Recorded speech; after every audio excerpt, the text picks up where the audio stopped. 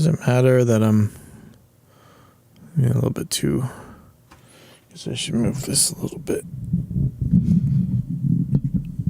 Is that better? I don't know if that's going to make it worse.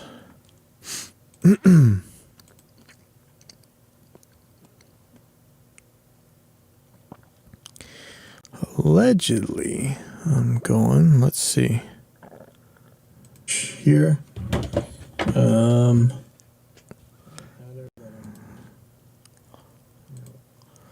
I had a big problem with something. The audio got all garbled earlier, so we're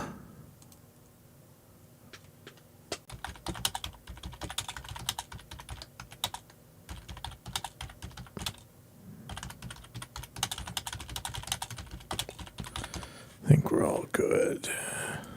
Okay. Let's see. Oh yeah, no, I'm not inviting you scammers.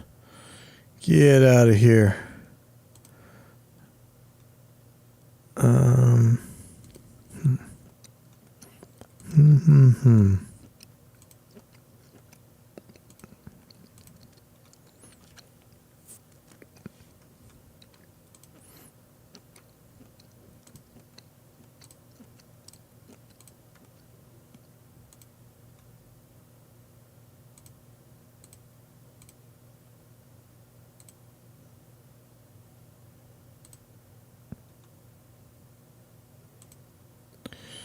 We'll be going in just a second here. Just finishing up.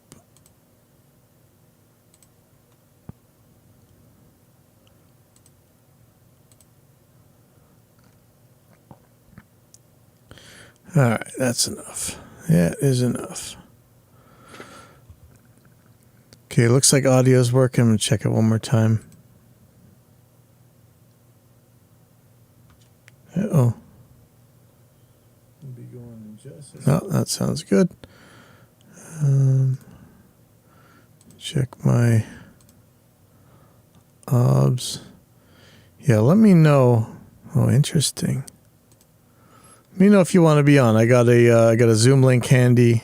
I will just click you, and then we'll be on. I don't have that M32, so this is looking a little bit easier. Okay, so welcome to Dropping In at Pipeline Audio, number 83. And what was I calling this thing? What? Agile no longer. Okay, there we go. So today, what do we got? Oh, there's a screen flicker. Is this not something I want to see? That's a little terrifying. Okay, so first thing up here, let me pull up my show notes. This is my version of show notes. Sorry. Somebody came into the Reaper users group on Facebook and posted their new article. So this is attackmagazine.com, and I guess I shouldn't really upset you guys because I got to think about maybe if we're advertising our plugins on your magazine, or if we want you to do a review or something. But you know how it is from me, right? So this one was called "Do DAWs Really Have Their Own Sound?" All right, again. How many times do we go through this thing? Now, the methodology in here, wow, there's a lot of stuff that clicks up on this page. Oh, yeah, no, that's fine. Okay.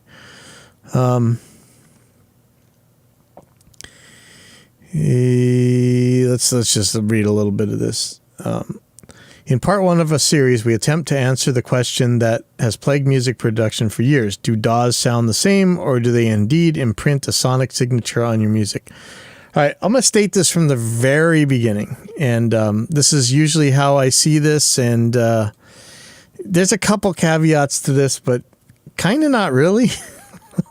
Oh yeah, anybody out there, you guys want to come on, just direct message me if you're on Facebook. I'm not sure how you would do it from YouTube or Twitch or anything. I'm not really watching those. You can just type in on the chat. It should reach me on the Restream chat relay. I'll give you a Zoom link. The way I see DAW summing, and yes, there's a couple caveats to this, but it's basically it's a calculator. If you had 10 different calculators and you type 2 plus 3 into them, you better get 5 out. That's just the way it is. You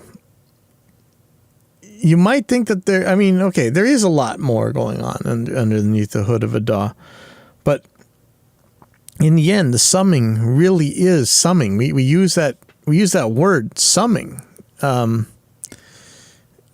You're adding stuff together. You really are. Remember, there used to be so many different proposed mechanisms for why DAWs might sound different. Pan law, that's sensible, right? There are a bunch of different types of ways to pan. You got equal power panning, and you could make it so that the center is the quietest. It's tricky, but you should be able to account for that, and even then, once the panning is accounted for, you should still sum the same. So anyway,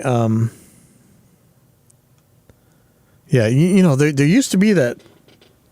I don't even want to get my stuff DMCA'd or whatever, but there were people who claimed that DAWs definitely sounded different, and there could be little bits and pieces here and there that could make things happen funny. And there was one DAW, some would call it the industry standard, which under certain circumstances did have some problems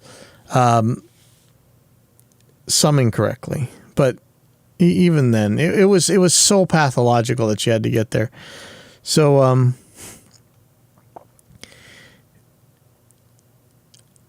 here's part of their methodology. We decided, I'm going to read from the article. And can you get DMCA'd for reading from an article? This is transformative. I'm commenting on it or whatever. Listen, if you DMCA me for this, you suck. Okay, we're talking about education here. Okay, so we decided to look at two elements: volume and frequency response.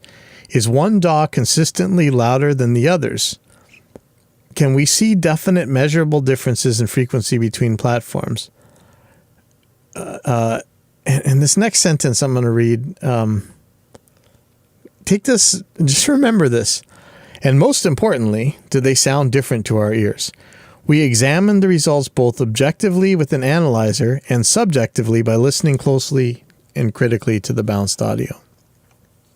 Okay. I appreciate that one of the things they asked is the frequency response different? Because remember, so many of these snake oil salesmen and hacks, they will claim that, this thing is so much warmer, whatever that means. But, if they claim that there's going to be more bottom end or more air in the treble or whatever, those are frequency response claims, and they can be measured. And so, kudos to you guys for running it through an analyzer. But I got to tell you, yeah, let's not do the spoiler now. Let's see for the experiment. I'm gonna read a little bit more. For part one of this series, we looked at compression. Dynamics are an integral part of mixing, so it seemed a likely place to start. It's all one of the most hotly debated topics of music production. Okay, we placed the same samples into 3 DAWs and processed them identically using the same plugins. We also treated them with the DAW's stock compressor as a sort of a variable.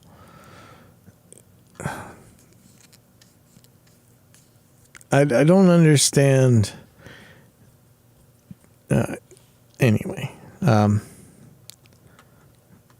so the methodology. I guess they tested a drum bus and they put the same compressor on a bunch of different DAWs, and they have audio files that you can down. Hey, kudos to them for having audio files you can go download and listen to.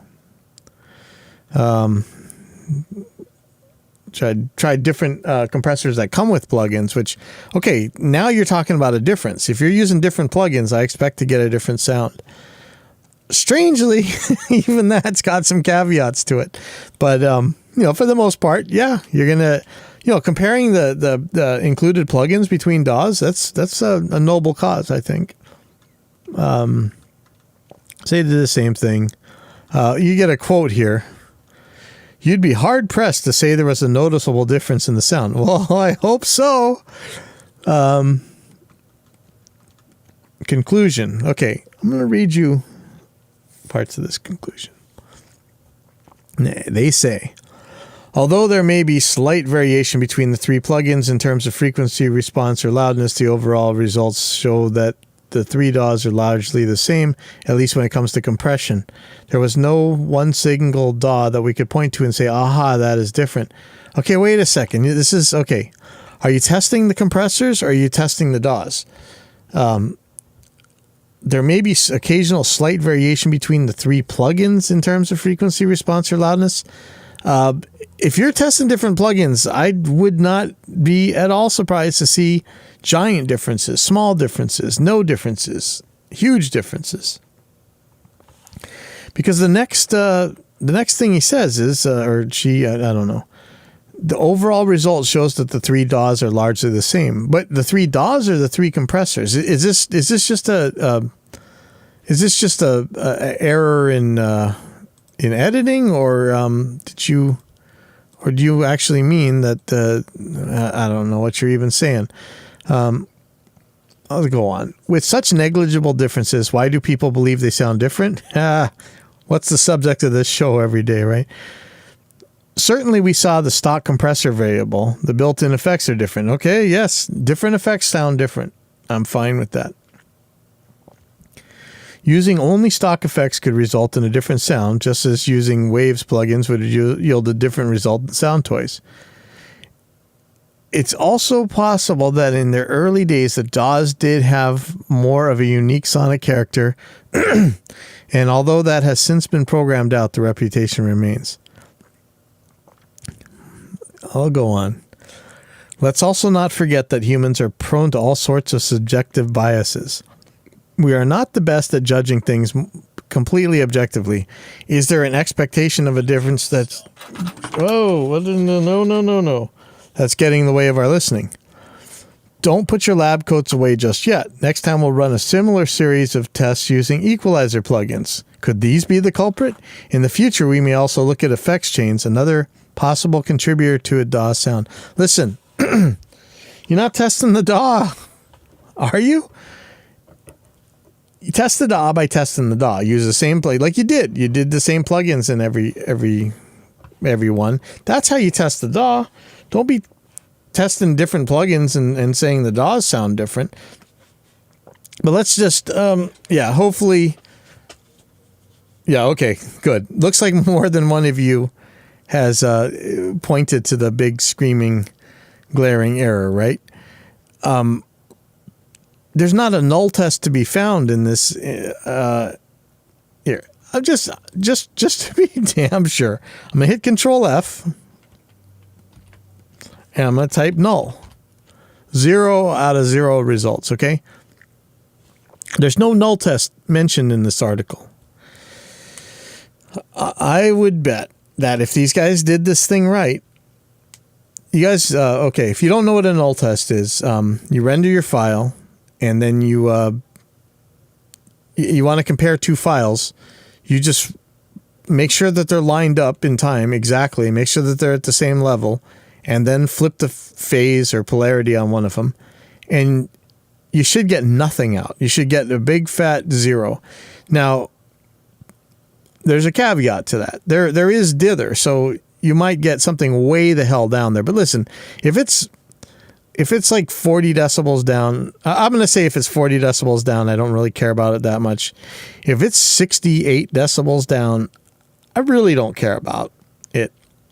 If it's 100 decibels down, whatever, I don't give a crap. That's not different. What you're going to hear right there is the dither noise for the most part. You might hear the what the dither's doing. So you might actually hear something down there, but to me, it's irrelevant. You guys might spend a lot of time listening to stuff down at minus 144 decibels. I don't think you have gear that can actually reproduce that. And in order to hear that, you'd be cranking it up so high that it'd be insane. So anyway, that's a null test. And the first thing, anytime you're talking about a phenomenon, if you're talking about how something's different or that something's happening, something's being done, the first thing you want to do is make sure there's actually a difference. Is there a there? Like, if you run a null test and find out there's no difference between your DAWs, then yeah, that quote, what was the quote? What was that super epiphanous, is that a word?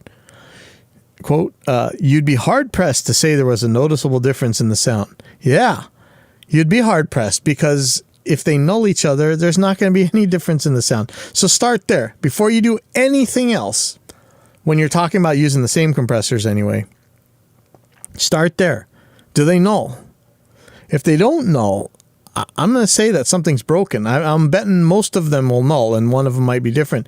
You might remember a ways back, one of my only maybe response videos was to a Glenn Fricker video called Mix Wars Harrison versus Reaper. And, the Harrison mix bus is meant to change the sound of your audio a little bit.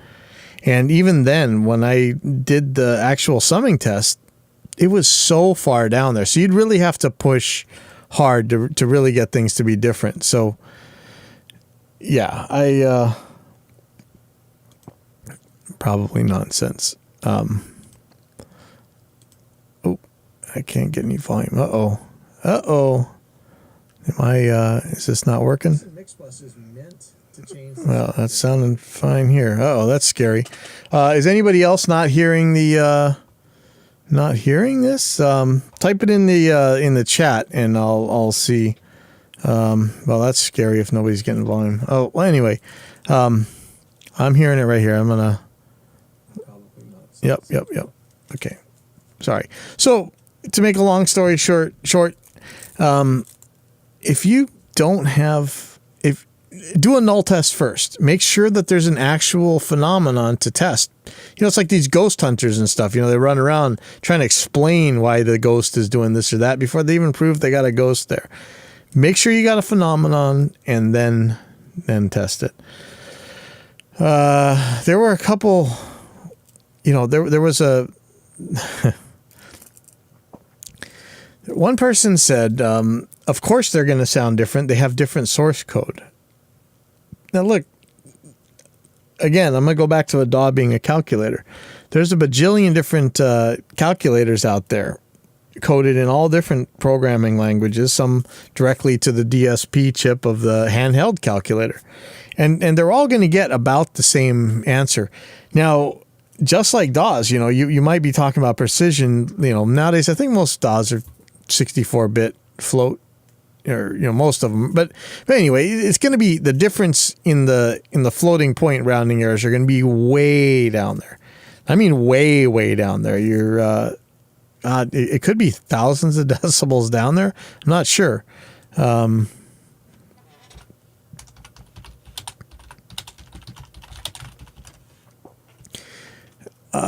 So I don't think the source code difference is going to be different. There was this somebody pointed to a video where this guy is on a Computer Music Magazine making some seriously awesome electronic music, and it was pointed to this video that the plug-in delay compensation makes DAWs sound different. This is another one where the plug-in delay compensation better just work. If it does sound different, then one of them's broken. And if you don't know, plug-in delay compensation is, it takes some time to process a sound. Some plugins are latent. They take some time in real time to process a sound. And, sorry. even, okay, so like for instance, a look ahead compressor, right? That's going to delay everything by a certain amount so that it can still happen at the right time. Your plug-in delay compensation on your DAW, assuming you have a good DAW. Some DAWs, yes, some DAWs are broken, and they don't, especially historically. Some you would call the industry standard had a problem with this. But your delay compensation is going to line up your audio so that it sounds like it would have, right where it would have been had that latent plug not been there. If your delay compensation sounds different than not having that plug in and not delaying, then something's broken with your delay compensation. And this gets into that time where people still insist that, well, the broken one is better. But I don't know a case where broken always sounds better than correct. We distort our guitar amps on purpose, so there are times where broken, technically, I guess, works. But a lot of us, I'd rather WYSIWYG, right? What you see is what you get. I know what's going in. I'd like to know what's coming out. And, the best way to predict what goes in is what comes out, is to not mess with it. And properly functioning plug-in delay compensation is not messing with it. I think that's about it. How many times we covered DAW summing on this thing anyway. So, but it was strange that, you would come into a place that, the Reaper forum, considering where it came from, even the Facebook group, they tend to be pretty skeptical. Oh, sorry, with a decent amount of critical thinking, and so, yeah, it's not really the place to drop goofball claims, unsubstantiated claims.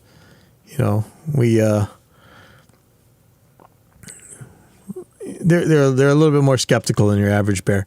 So anyway, enough. I'm beating that one to death. Let's see, get rid of this. Okay. But yeah, there was this claim that the Ableton sounded better because the PDC was better. I don't know, but if you go and check out this video, it's Producer Masterclass Metric Part 1 of 2. This guy does some awesome EDM. I don't really understand what it is, but it sounds huge. I'm jealous. Okay, so enough of that. So next thing, DIs. We watched. There was a guy who posted on the Gear page. I think he was having some trouble. Yeah, anybody out there, if you can actually hear this, please type it in the chat. I guess they're getting another call where it's not coming through. I don't know if it's YouTube or Facebook. I think it was on the Gear page. Somebody had mentioned that they were having some trouble with a DI, and one of the things they were talking about was the old rule of using an active DI for passive pickups and a passive DI for active pickups. Where does that rule come from? So, I went to Jensen's. Oh, thanks, Sam. I went to Jensen's page, and they say a lot about passive and active DIs. I think the general rule, it's not a bad rule, but I never, in general, I don't. If you think about how many passive basses we recorded at Vintage back in the day, and so many other studios did too, through Jensen Transformer passive DI boxes. Back in the day, there was these things called fax machines, and you had these telephones that were plugged into the wall. You could fax Jensen and hit some combination of numbers, and they would. I don't know did we have to pay for it back then? I think they would do it for free. They would fax you back schematics with their, I think it was their JTDBE transformer. So a circuit that you would make, using one of the Jensen transformers to make your own passive direct box. And this direct box was used on so many albums in the 90s and beyond. I have I'm betting it's the same circuit. I have a radial direct box with one of these transformers in it. God, so many albums were made on this thing, and most of the time they were passive pickups. Not that. Luckily, bass players are not such Luddites. They have no problem with active pickups. But we had tons and tons and tons and tons and tons of basses recorded with these passive DI boxes. The big difference to me with DI boxes, and I don't know that this is true all the time, but in general, passive DI boxes, transformer-based DI boxes, they don't have as high of an impedance. Let me, actually, I'd like to know. Let's take a look at what the actual impedance, typical impedance. Not now. Who knows if Google's actually going to work. Tube guitar amp input. So I'm looking for the typical impedance of a tube guitar amp input. What a traditional guitar is going to see when it's plugged into things. This one's claiming around 1 mega ohm.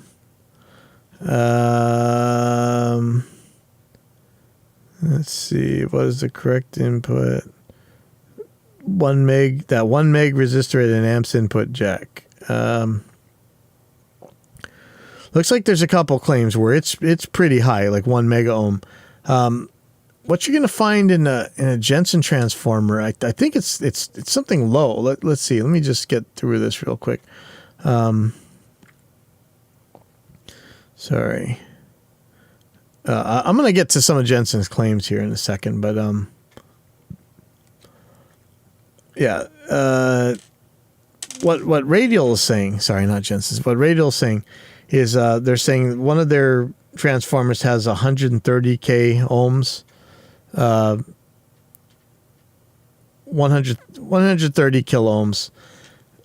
Is there a direct box input? Let me see. I thought there was one that was a little bit higher, but that's not much. I mean, that sounds like a lot. That's that.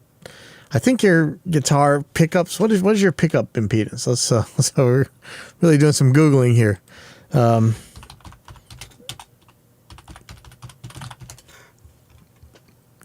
Seymour Duncan pickup impedance. Let's see if somebody actually answers this. So for like a passive pickup, what kind of impedance are we looking at? I think it's like around 10K. Oh, okay, they didn't give any numbers. I hate when people don't give numbers. Oh, come on.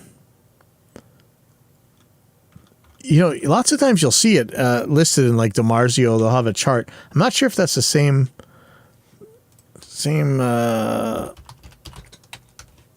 impedance we're looking for. Output impedance of the guitar. Come on.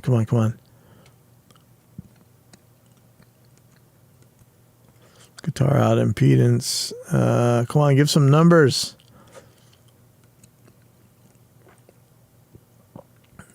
Wow, there's very, very few numbers. I think that DiMarzio actually tells. Let's see, pickup output chart.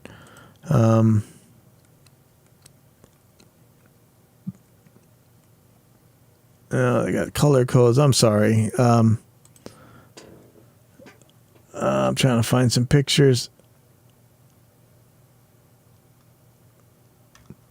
All right, I'm just going to type it in.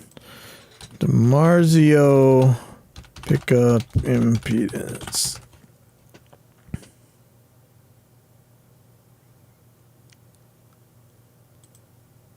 So I'm going to go to their humbucker. Well, it's not really telling me impedance, is it?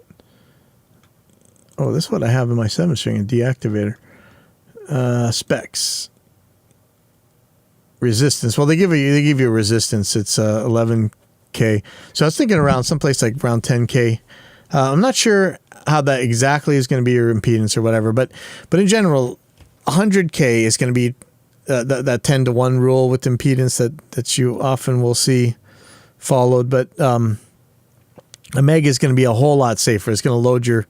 If you've never heard a loaded down guitar, sometimes it doesn't bother people as much as you would think, and sometimes it doesn't bother them at all, and sometimes they actually like the sound of it. But it kind of feels like somebody's stepping on the highs and I think on the lows of your guitar. It feels like you got to hit it harder, and it just feels like your guitar's been soaked. Just muddy, mushy kind of sound. That's how I interpret it, not having enough impedance. So passive DIs, they really don't have that much impedance. As much as we use these things all the time, that's kind of the reason for that rule. Active DIs can have a lot of impedance. I think 1 meg is fairly common for it. Of course, I'm always playing EMGs and things like that, so I've always got a battery in my guitars. For the most part, I do have the one passive guitar, but I barely play it. And so, active pickups that don't give a crap. Honestly, they work fine with the direct boxes I use, but this is something to think about. This is why we have active DIs apparently.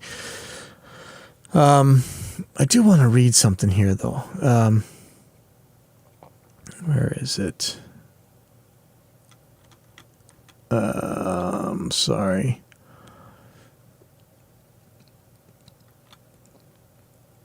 Okay, there's something about transformers.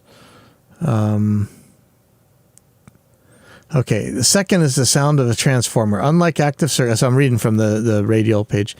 Unlike active circuits that go from, say, 0.5% distortion to 100% distortion once you overload the input and exceed the rail voltage, transformers do not distort in the same way. They saturate. That's true. This creates a natural compression that we humans find pleasing and is often referred to as vintage sounding.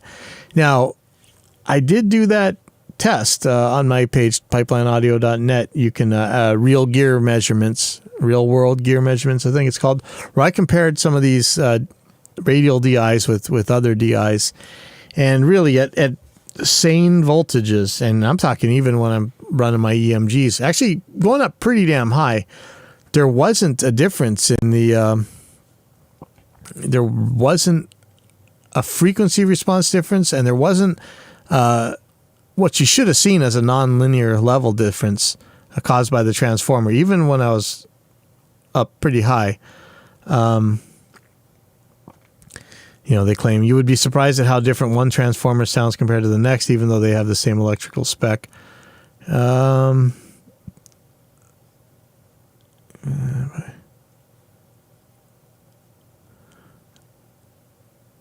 they're claiming that the transformers are going to make it sound a lot better.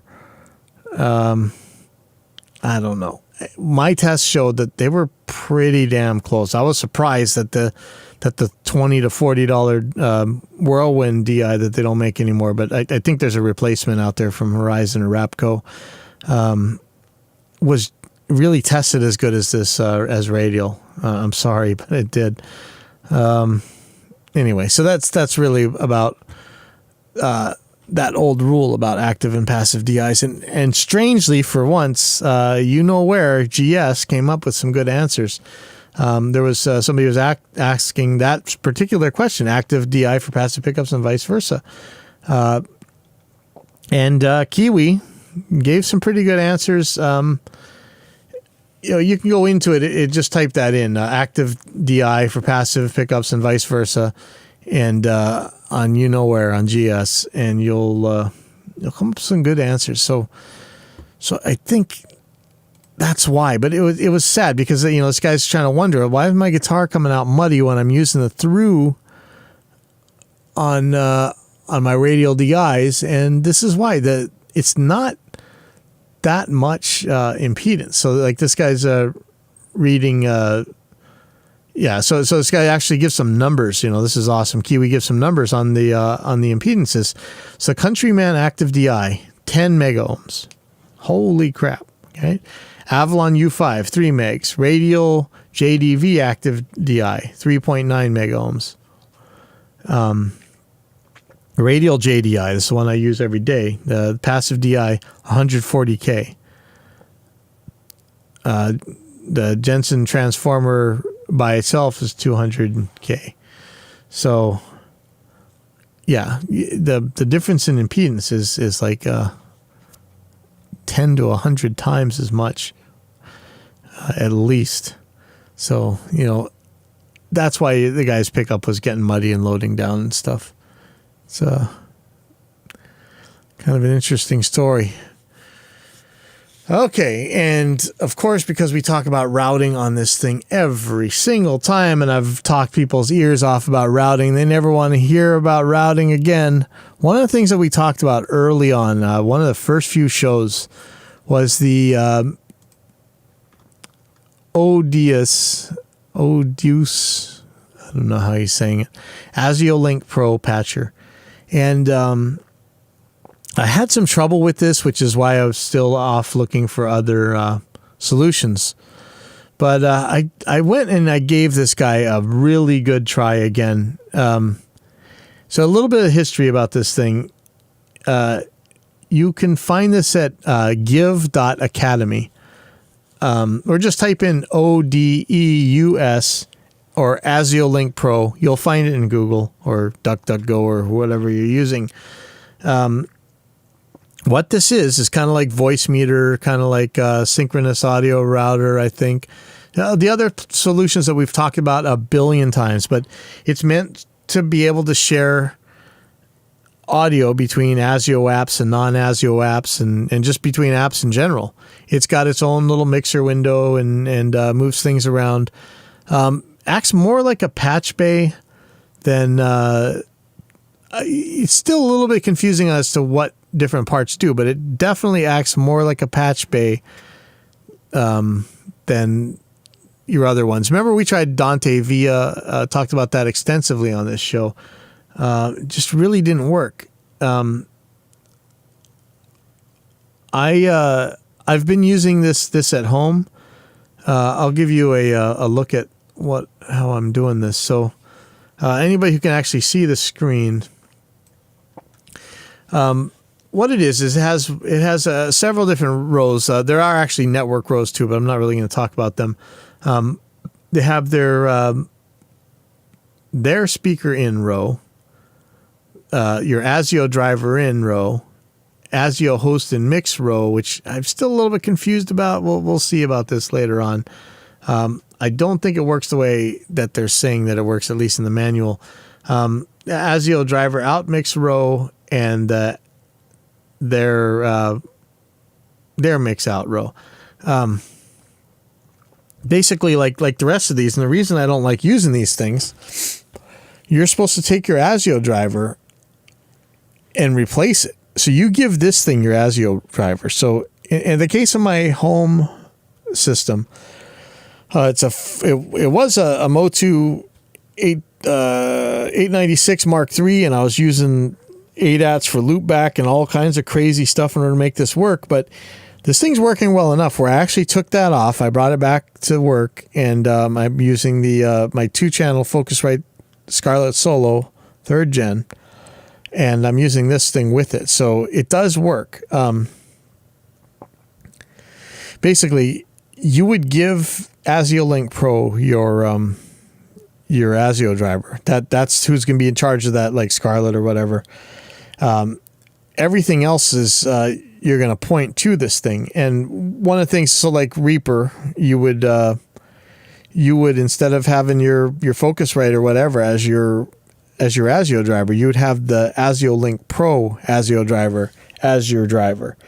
So you would basically patch your ASIO driver into your ASIO host in mix row. Just think of these as like a 5-row patch. 1, 2, 3, 4, 5. Yeah, 5-row patch base. Sorry. The top row would be actually what you're using as outputs in Windows devices. So if you're using like let's say Zoom, this is how I'm doing it actually at home. My Zoom output is going to speaker out 3, and speaker out 3 is what comes up as their top row, speakers in. And so that's really the output of your program goes into this thing. And then you can take that and you can route it to wherever. And I'm routing it into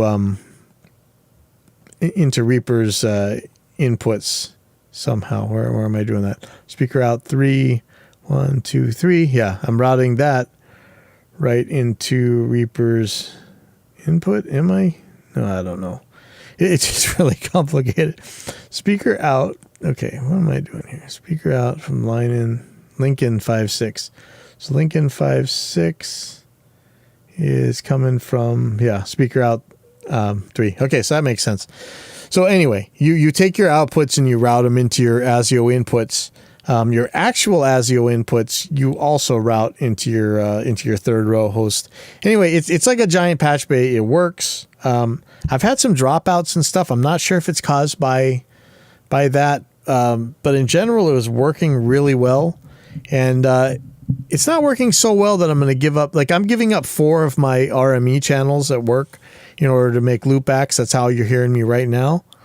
I'm not really sure that I want to run this in a live session with 20 instruments or whatever going at once, but it does work pretty well. The really sad thing is here, I was looking in forums and people were like, hey, my ASIO Link Pro stopped working, or a new guy wants to buy a copy of this thing. And all of a sudden, nobody could get it to work. It turned out that the guy died that made this, and his nephew was in charge of it. And then some company, I don't know if they're involved, but his company, Give Academy, has this now. And they actually, or somebody created a patcher that just makes this thing free for everybody. So if you're struggling with this, I mean, and you remember how many shows we talk about this, it's still frustrating. It is working right now. It's free. As far as I know, the last time it was updated was a while ago. It may never get updated again. Some of the other ones, like Synchronous Audio Router, I think that they're still being updated. This is working for now. Not that we don't need a solution like I talk about pretty much every show, but this is working. It's working good enough that I can use it at home, at least. So go give this a try if this thing is still frustrating the hell out of you.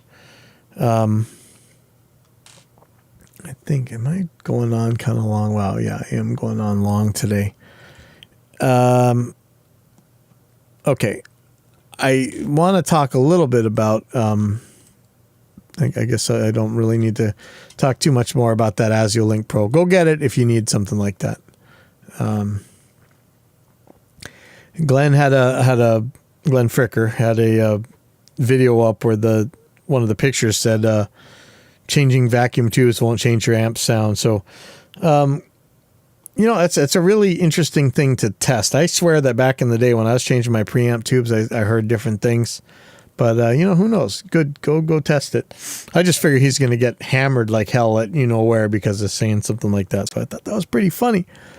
So, now, there is a Phil Zio linked this to this. It's a software called Kapitanov Plugins Pack. I don't know how to say that. Some Russian stuff. KPP VST. Yeah, just type in KPP VST and I'm sure you'll find this thing. This guy put out a bunch of free plugins and they run really efficiently. One of them is some distortion pedals and things like that. The other one is called Tube Amp Designer. So one of them is a tube amp. It's like a profile player. And it has a couple profiles that come with it, but really like a Kemper or whatever, you're supposed to be able to profile your amplifier. And, in order to do that, there's something called Tube Amp Designer. And, that was pretty neat. So you profile your amp and then, you mess with it and then you, save it as a profile. Then you can open it up in the VST plugin. And the VST plugin used very little CPU, about a quarter of what Bias Effects uses, about a half of what Reamp Studio is using. So it is extremely CPU efficient. However, no matter how hard I tried with the profiler, I could not get it to sound like the amp. I'm gonna talk to the developer and we'll see what the problem was. But he also had Spice Amp, so if you're used to circuit simulators and stuff, it's a non-real-time. So let me just read it. Non-real-time, high realistic software guitar processor, works with start-out wave files as input and output.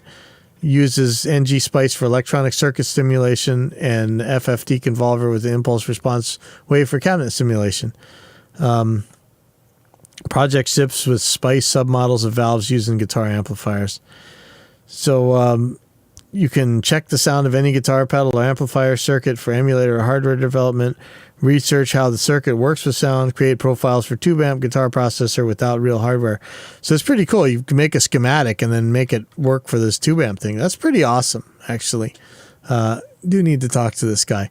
But like I said, I wasn't able to get the profiler to really sound like the way I thought it should. Maybe I'm using it wrong. I'll ask him. Maybe I broke something. We'll see. Anyway. So go check that out, though. This is a really cool thing. So it's kpp-tubeamp.com or just kppvst. Free stuff, good stuff. Go try it out. Read the guides because he says some things that you may not expect, which are pretty cool. So go have a look. Not going to hurt you for free. Really check out that Spice amp if you're into schematics, man. I'd love to see what you guys come up with, actually. Start building some stuff. Okay. Next thing on here. Yeah. Huge shout out to Slayer Bear 17. He's having a horrible week, apparently. We're all pulling for you. He's having a bad time. Anybody send him some well wishes. If you're not familiar with this guy, if you happen to be a noob getting into this kind of stuff, chances are, if you received helpful advice on a forum, chances are it came from him. So he's always out there helping everybody, and he needs some help right now. So go see him. Slayer Bear 17. Next, Reamp Studio has just been updated. I don't know. Are we supposed to talk about that? Everybody's talking about it. I'm talking about it. Reamp Studio from Audio Assault. This is something that's kind of like a profile player. It doesn't do profiling for you, but it will play the output of his highly realistic simulations, profiles. I don't know what I'm supposed to say. But this is the release candidate. So this means that it's about to actually go live. For you guys that have been playing with the betas this whole time, me included, because I have a mix that just went out for mastering, and if it needs to be changed, I'm going to be in trouble. Because he's saying, delete your public Audio Assault Reamp Studio folder. Unless we missed something, obviously, this is basically the final version. Just need to add the J800 and some presets and some cabs. Old presets will not work. Ouch! All amps before this release will not work. Alex, I hope you didn't forget my amp. Please tell me you didn't forget my amp. We will make the old beta amps compatible as a thank you pack for all our pre-orders. So, yeah. This is an exciting amp simulator. It's what I've been using lately, that and ToneLib. It's not, effects wise, it's not as full featured as Vias Effects, but amplifier wise, it uses very little CPU, very little low real-time CPU, and just an awesome plugin. So that's from Audio Assault, of course. Audio Assault Reamp should be out soon if you don't have the betas. And then, I guess, the reason for the name of this particular episode.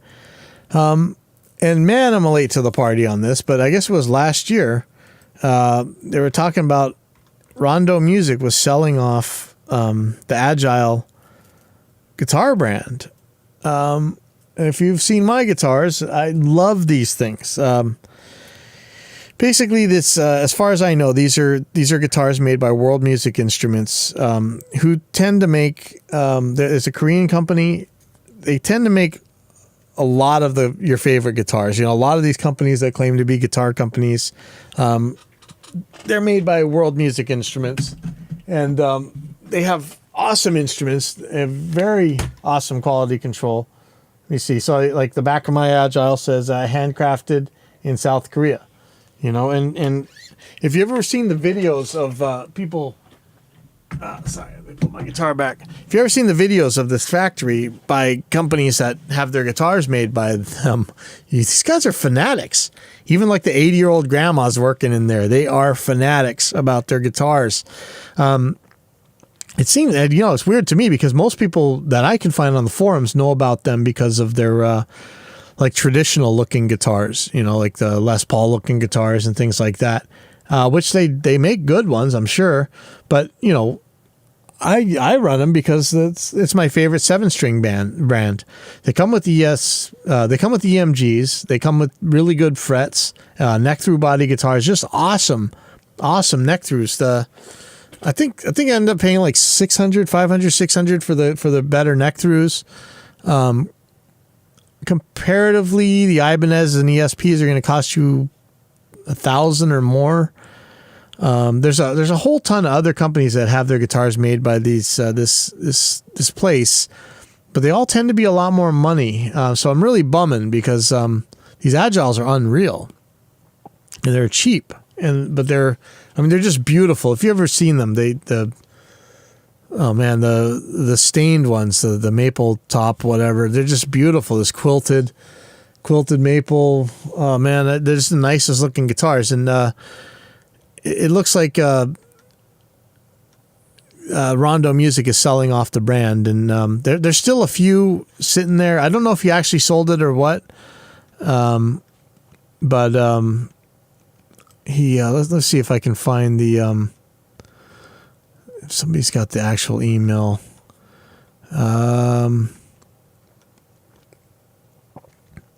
I don't know. It looks like he's selling the brand off. I'm not sure if it went. I'd love to know. He's still got some Agiles at his place. In fact, let me take a look. Look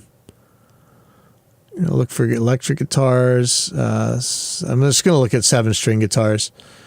Yeah, there's still some Agiles on his site. God, they're beautiful, and they're still cheap. You know, still. Oh man, what a bummer. What a bummer.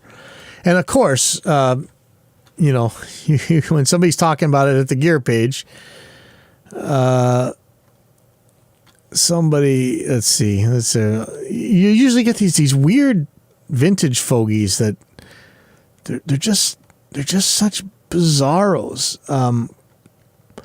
They're like, you know, these things are obviously, oh yeah, okay, so here somebody says, I'm not up on Agile. Is it one of those supposedly magical import copycat brands?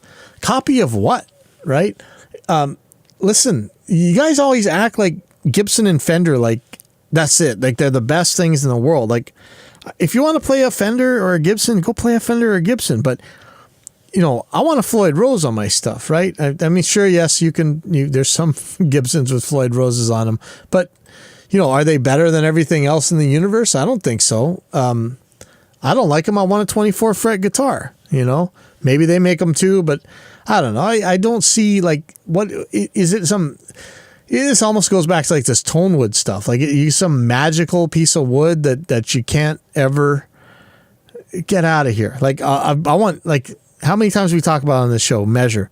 I measure my neck, you know, how flat is it? How well is the work done? It's awesome. I don't know if Gibson made a guitar that was like that. I'm sure the custom shop could, but why? I mean, I can get a really good guitar that's exactly as good as I want. I'm sure maybe you could make something better. I don't know, but it's this whole thing that it has to have a certain name on it from the 50s in order for it to work. It's ridiculous. These Agiles blow the hell out of anything I've seen that Fender or Gibson ever made, you know. Maybe the Gibson copies they make, maybe I don't, but these 7-strings are badass, man. I mean, get out of here. Anyway, I'm bumming that Agile's gone, and there's still a couple over there at there, or is it even gone? Maybe they're still making them. I don't know. Maybe Kurt couldn't find somebody to sell them to, and he's just going to keep the brand. But anyway, or if you got a spare chunk of money, buy that brand and let me know. I'll see you guys next week. This has been a long one, and thanks for tuning in, everybody who tuned in.